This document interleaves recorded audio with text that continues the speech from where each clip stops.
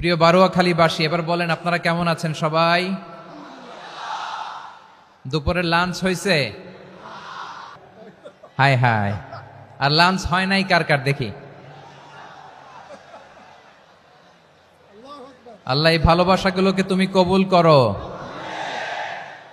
আমার ভাইদেরকে তুমি ইসলামের জন্য কবুল করো। এই যে তরুণ শ্রোতারা, জেনজি অফ নবাবগঞ্জ, একটা সময় ছিল 50 ঊর্ধ্ব 60 ঊর্ধ্ব মুরব্বী বাবাজিরা মাহফিলে আসতেন, ওনারা এখনো আসেন, কিন্তু এখন 90% শ্রোতা হচ্ছে জেনজি, দ্য ইয়াং জেনারেশন,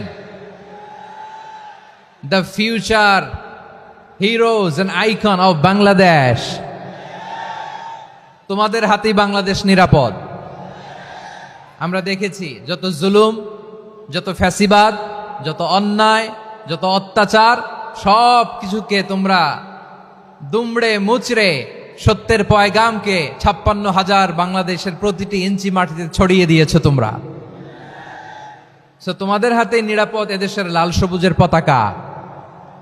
এজন্য তোমাদের কাঁধে অনেক দায়িত্ব। আবেগ আর বিবেকের সমন্বয়ে আমাদেরকে সামনে আগাতে হবে, বাংলাদেশকে রিবিল্ড করতে হবে। লেটস রিবিল্ড আওয়ার নেশন, ঠিক কিনা বলেন? এজন্য পরিশ্রমী হইতে হবে, কেরিয়ার গঠন করতে হবে, দেশের জন্য কাজ করতে হবে। পরিশ্রমে লজ্জা নেই, লজ্জা অলসতায়, ঠিক কিনা? পরিশ্রম করলে যে গা থেকে ঘাম ঝরে, এখানে যে লোনা পানি ঝরে, এই লোনা পানিতে জন্মায় সফলতার বীজ। আমার বারুয়াখালীর যুবক শ্রেণী, যুবক ভাইয়েরা, পরিশ্রমী হইতে হবে। ফ্যামিলির জন্য, নিজের জন্য, দেশের জন্য আমাদের কাজ করতে হবে। রাজি আছি তো সবাই? আল্লাহ সবাইকে কবুল করুক, আমরা পড়ি আমিন। প্রিয় ভাইয়েরা, আমাদের সময় খুব কম, কথা অনেক বেশি। অনেকে আপনারা দুপুরে খাবারও খেতে পারেননি, অনেকে গতকাল চলে আসছেন। গতকাল আসছেন কারা কারা দেখি? ইয়া সালাম। গতকাল যারা আসছে সব সামনের জায়গা প্যাক করে রাখছে একেবারে। মাশাআল্লাহ, মাশাআল্লাহ, আল্লাহ কবুল করো তুমি। প্রিয় ভাইরা, আজকের প্রোগ্রামটি খুবই সুশৃঙ্খল, ওয়েল অর্গানাইজড, ওয়েল ডিসিপ্লিন। বসুন বসুন, থামুন, কিছুই বলা লাগতেছে না আমার। আলহামদুলিল্লাহ, আলহামদুলিল্লাহ। আপনারা যে যেখানে আছেন বসতে পেরেছেন বসুন, দাঁড়িয়ে আছেন দাঁড়িয়ে শুনুন। আমার সাউন্ড ঠিকঠাক মতো শুনতে পাচ্ছেন তো? হ্যাঁ, পাচ্ছেন? মাশাআল্লাহ, মাশাআল্লাহ।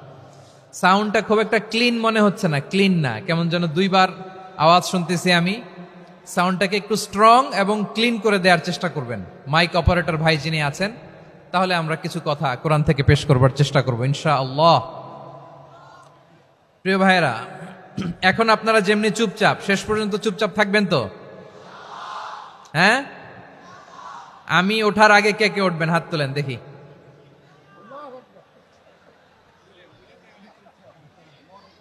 আমি ওঠার আগে কেউ উঠবেন?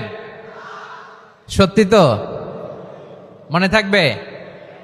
একসাথে আমরা বিদায় নিব, আওয়াজ করে পড়ুন ইনশাআল্লাহ। সম্মানিত সুধী, মাইক অপারেটর ভাইকে আমার কথা শুনতে পাইছেন? যদি শুনতে পেয়ে থাকেন, মেহেরবানি করে সাউন্ডটা একটু স্ট্রং করতে হবে, স্ট্রং, মজবুত করতে হবে এবং ক্লিন করতে হবে। মেহেরবানি করে আপনি একটু ট্রাই করেন, আমরা আগাচ্ছি। সম্মানিত সুধী, আজকে আমি আমার খুতবার শুরুতে সূরা হাশরের শেষ 3 আয়াত তেলাওয়াত করেছি। মুখস্থ আছে না সবার? বাংলাদেশে ফজরের নামাজে প্রত্যেক মসজিদে যখন তাসবিহ পড়ে, ইমাম সাহেব এটা তালিম দেয় না, তালকিন দেয় না? প্রিয় বারুয়াখালীবাসী, মুখস্থ আছে না সবার? জি, ইনশাআল্লাহ। আজকে সূরাতুল হাশরের এই শেষ 3 আয়াতের তাফসীর আপনাদের সামনে উপস্থাপন করার চেষ্টা করব ইনশাআল্লাহ। কোরআনের অনেক জায়গায় আল্লাহ তাআলা নিজের পরিচয় দিয়েছেন। নিজের পরিচয় তিনি বিভিন্ন আয়াতে, বিভিন্ন সূরায় পেশ করেছেন। 3টি জায়গায় খুব এক্সক্লুসিভলি আল্লাহ তাআলা নিজের পরিচয় দিয়েছেন। এক হচ্ছে সূরা বাকারার 255 নম্বর আয়াতে, মানে আয়াতুল কুরসি। এর মধ্যে 9টা বাক্য আছে, 9টা বাক্য মিলে একটা আয়াত। এই আয়াতে আল্লাহ তাআলা খুব চমৎকার ভঙ্গিমায়, চমৎকার ভাষা শৈলী ব্যবহার করে, খুব উচ্চাঙ্গের আরবি সাহিত্য দিয়ে একটি আয়াত নাজিল করেছেন। এই আয়াতটার নাম হচ্ছে আয়াতুল কুরসি। বিশ্বনবী বলেন, মান কারা আয়াতুল কুরসি দুবুরা কুল্লি সালাতিন মাকতুবাতিন লাম ইয়ামনাহু মিন দুখুলিল জান্নাতি ইল্লাল মাউত। প্রত্যেক ফরজ নামাজের পরে যে আয়াতুল কুরসি পড়বে তার জান্নাতে যাওয়ার ক্ষেত্রে আর কোনো বাধা থাকে না, একটা জিনিস ছাড়া, সেটা হচ্ছে মৃত্যু, মরণ। লোকটা মরে না তাই জান্নাতে যায় না, মরলেই জান্নাতি। এই আয়াতুল কুরসির এই আয়াতে আল্লাহ তাআলা খুব স্পষ্টভাবে নিজের পরিচয় তুলে ধরেছেন। আবার সূরাতুল ইখলাসের ভেতরে আল্লাহ তাআলা খুব চমৎকার ভঙ্গিমায় তিনি নিজের পরিচয় তুলে ধরেছেন। অনুরূপভাবে সূরা হাশরের শেষ 3 আয়াতেও আল্লাহ তাআলা খুব চমৎকার ভাবে নিজের পরিচয় তুলে ধরেছেন। আওয়াজ করে পড়ুন সুবহানাল্লাহ। আমরা সূরা হাশরের শেষ 3 আয়াতের তাফসীর আজকে আমরা শুনব। আসুন আমরা আমাদের রবকে চিনে নেই। আজকের আলোচনার টপিক হচ্ছে আসুন আমাদের রবকে চিনি। আসুন আমাদের, সবাই বলুন, আসুন আমাদের রবকে চিনি। আজকের আমার ঢাকা বিভাগের প্রোগ্রাম থেকে, এই নবাবগঞ্জ বারুয়াখালীর প্রোগ্রাম থেকে আমরা আমাদের রবকে চিনে যাব ইনশাআল্লাহ। বলেন সবাই। সূরা হাশরের শেষ 3 আয়াতের একটা বিশেষ ফজিলত আছে, এটা আপনারা পড়বেন। কি ফজিলত? বিষ্ণু ইসা ইসলাম বলেন, মান ক্বালা হিনা ইউসবিহু সালাসা মাররাতিন আউযু বিল্লাহিস সামিউল আলিম মিনাশ শাইতানির রাজীম সুম্মা ক্বারাআ সালাসা আয়াতিন মিন আখিরি সূরাতিল হাশরি ওয়াক্কালাল্লাহু বিহি ৭০,০০০ মালাকিন ইউসাল্লুনা আলাইহি ওয়া ইন মাতা ফি যালিকাল ইয়াউমি মাতা শাহীদান। বিশ্বনবী মুহাম্মদুর রাসূলুল্লাহ সাল্লাল্লাহু আলাইহি ওয়াসাল্লাম ইরশাদ করেন, যে ব্যক্তি সকাল বেলা 3 বার তেলাওয়াত করবে আউযু বিল্লাহিস সামিউল আলিম মিনাশ শাইতানির রাজীম, এরপরে সূরা হাশরের শেষ 3টি আয়াত তেলাওয়াত করবে, রব্বুল আলামিন ওই ব্যক্তির জন্য ৭০,০০০ ফেরেশতা নিয়োগ দিবেন যারা সারা দিন ওই লোকের জন্য মাগফিরাতের দোয়া করবে। শুধু এখানেই শেষ নয়, বিশ্বনবী ফরমান, ওয়া ইন মাতা ফি যালিকাল ইয়াউমি মাতা শাহীদান, ওই দিন যদি ওই ব্যক্তিটা ইন্তেকাল করে সে শহীদ হয়ে কিয়ামতের দিন আল্লাহর সামনে দাঁড়াবে।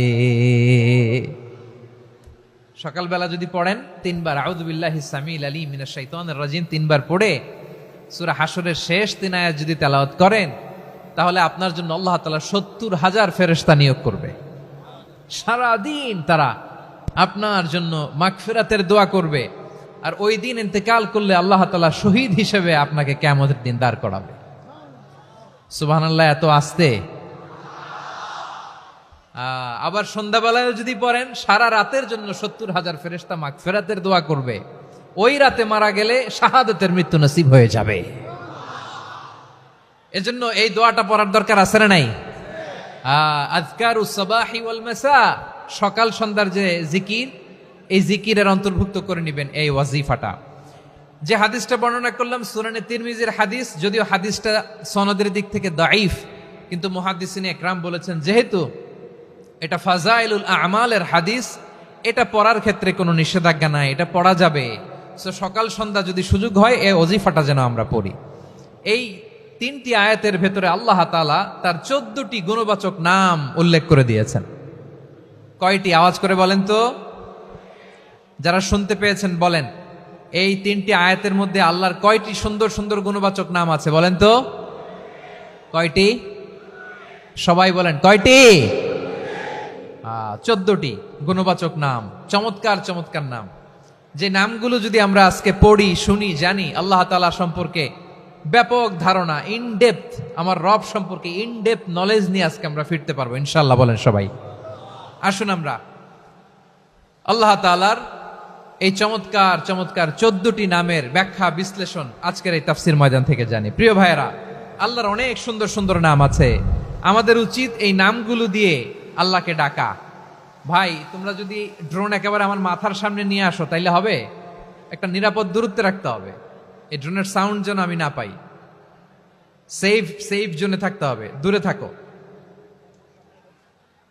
সম্মানিত ভাইয়েরা, আল্লাহ তাআলার চমৎকার চমৎকার অনেক নাম আছে যেগুলো আল্লাহ তাআলা কোরআনে উল্লেখ করেছেন। আল্লাহর আসল নাম হচ্ছে আল্লাহ। আসল নাম কি? সবাই বলুন, আসল নাম কি? কি মাঝখানে কি সমস্যা? এই ভাই যদি না দাঁড়ায়, ওই যে মহিলা প্যান্ডেলের বোনরা তো দেখবে না। ভাই আপনি একটু বসেন, মাঝে মাঝে একটু দাঁড়াবেন। ঠিক আছে, ঠিক আছে, হ্যাঁ হয়েছে। আল্লাহ তাআলার আসল নাম হচ্ছে আল্লাহ। আওয়াজ করে আল্লাহর একটা ডাক দেন, বলেন আল্লাহ। মন থেকে, হৃদয়ের গহীন থেকে, হৃদয় নিংড়ানো মনের সবটুকুন ভালোবাসাকে উজাড় করে দিয়ে আল্লাহর নামটা জপেন তো, পড়েন তো আল্লাহ। কেমন লাগে? ভালো লাগে? এর চেয়ে সুন্দর মধুমাখা নাম, জাদুমাখা নাম আর আছে? দু একজন বলছে নাই। আওয়াজ করে বলেন, এর চেয়ে সুন্দর নাম আর আছে? আল্লাহ নাম যতই জপি ততই মধুর লাগে, নামে এত জাদু থাকে কে জানি তো আগে। আল্লাহ নাম যতই জপি, ও নাম জপে প্রিয়তম, ও নামে জপে মজনু সম, ওই নামে পাপিয়া গাহে হৃদয় গোলাপে বাগে। আল্লাহ নাম যতই জপি, আল্লাহু আকবার। এত মধুর নাম আর দ্বিতীয়টা নাই, যতই জপি ততই ভাল লাগে, ঠিক কিনা বলেন? এজন্য রব্বুল আলামিন বলেন, ওয়ালিল্লাহিল আসমাউল হুসনা ফাদউহু বিহা ওয়া যারুল্লাযীনা ইউলহিদুনা ফি আসমাই সায়ুজজাউনা মা কানু ইয়ামালুন।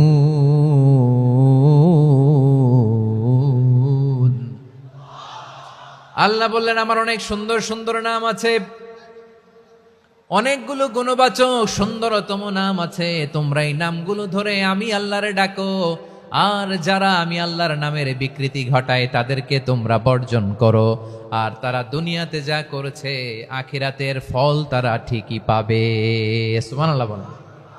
আল্লাহর অনেক সুন্দর সুন্দর নাম আছে, এগুলো ধরে ডাকতে বলা হয়েছে। আর যারা আল্লাহর নামের বিকৃতি করে তাদেরকে বর্জন করতে বলা হয়েছে। আপনি আল্লাহর নামের জিকির যখন করবেন, আপনি আমার আল্লাহর নামের বিকৃতি করতে পারবেন? বারোয়াখালীর ভাইরা বুঝে থাকলে আওয়াজ দেন, আল্লাহর নামের বিকৃতি করা যাবে? আপনি যখন জিকির করবেন স্পষ্ট শব্দে আল্লাহর নামটা বোঝা যেতে হবে। সুবহানাল্লাহ, ওয়ালহামদুলিল্লাহ, লা ইলাহা ইল্লাল্লাহ, আল্লাহু আকবার। একসাথে মিলিয়ে করেন অথবা আলাদা আলাদা করেন, অথবা শুধু আল্লাহ আল্লাহ এই নামের জিকিরও যদি করেন স্পষ্ট বোঝা যাইতে হবে। আল্লাহর নামের বিকৃতি করা যাবে, কিন্তু আল্লাহর নামের বিকৃতি করে জিকির এদেশে আছে না নাই? আছে। দেখবেন জিকিরের মধ্যে হুই হুই হুই হুই হুই এরকম করতেছে, আছে না নাই? সবাই মিলে লাফাচ্ছে, দফাচ্ছে, মাথা ঝুলাচ্ছে, আর কি কি যেন বলে, ওইটার মধ্যে আমি আল্লাহর নাম খুঁজে পাই না, এরকম আছে না নাই? হ্যাঁ, হই হই করে কিম্ভূত কিমাকার অদ্ভুত আওয়াজ করে তারা জিকির করে, সেখানে আল্লাহর নাম নাই। এই জিকির আল্লাহর কাছে গ্রহণযোগ্য হবে? আল্লাহ বলেন, ওয়াযারুল্লাযীনা ইউলহিদুনা ফি আসমাইহি, খবরদার আমার নামের যারা বিকৃতি ঘটায় তাদেরকে তোমরা বর্জন করো। এজন্য জিকির যখন করব সুস্পষ্টভাবে আল্লাহ তাআলার নাম সেখানে থাকতে হবে, ঠিক কিনা বলেন? আবার আল্লাহ বলেন, যেমন মনে চায় তেমন জিকির তোমরা করো না। ফাযকুরুল্লাহা কামা আল্লামাকুম মা লাম তাকুনু তা'লামুন। তোমরা জানতে না, আল্লাহ তোমাদের জানিয়েছেন কেমন করে আল্লাহর নামের জিকির করতে হয়। যেমন আল্লাহ শিখিয়েছেন তেমন করে আল্লাহরে ডাকো, ঠিক কিনা বলেন? আল্লাহ তাআলা যেমন শিখিয়েছেন তেমন ভাবে আল্লাহ তাআলাকে ডাকতে হবে, ঠিক ওই পদ্ধতিতে আল্লাহ তাআলার নাম জপতে হবে। কোন পদ্ধতিতে সেটাও আল্লাহ বলে দিচ্ছেন। আল্লাহ তাআলা বললেন, ওয়াজকুর রাব্বাকা ফি নাফসিকা তাদাররুআন ওয়া খীফাতান ওয়া দুনাল জাহরি মিনাল কওলি বিল গুদুই ওয়াল আসাল ওয়া লা তাকুম মিনাল গাফিলিন। খবরদার আল্লাহর নামের জিকির করো, আল্লাহকে ডাকো। ফি নাফসিকা মনে মনে, তাদাররুআন সবিনয়ে, খীফাতান ভীত বিহবল চিত্তে, দুনাল জাহারি মিনাল কওল অনুচ্চ স্বরে অনুচ্চ আওয়াজে। এভাবে আল্লাহর ডাকলে সেই ডাকা কবুল করে নিবে কে? তাহলে আল্লাহকে জপতে হবে মনে মনে, সবিনয়ে, ভীত বিহবল চিত্তে, অনুচ্চ স্বরে। এভাবে জিকির করতে হবে। বিশ্ব ইসলাম এবং বিশ্বনবীর সাহাবারা ঠিক এই পদ্ধতিতে আল্লাহ তাআলাকে ডাকতেন। তাহলে এই যে আল্লাহ তাআলার সুন্দর সুন্দর নামগুলো আছে, এগুলো ধরে আমরা আল্লাহ তাআলার জিকির করব, তার প্রশংসা করব, তার পবিত্রতা বর্ণনা করব, তাহলে খুশি হবেন কে? বিষ্ণু ঈসা ইসলাম বলেন, আশ-শাইতানু জাসিম আলা কলবি ইবনে আদম, শয়তান বনি আদমের কলবের মধ্যে এরকম খামচি মেরে বসে থাকে। খামচি বোঝেন তো?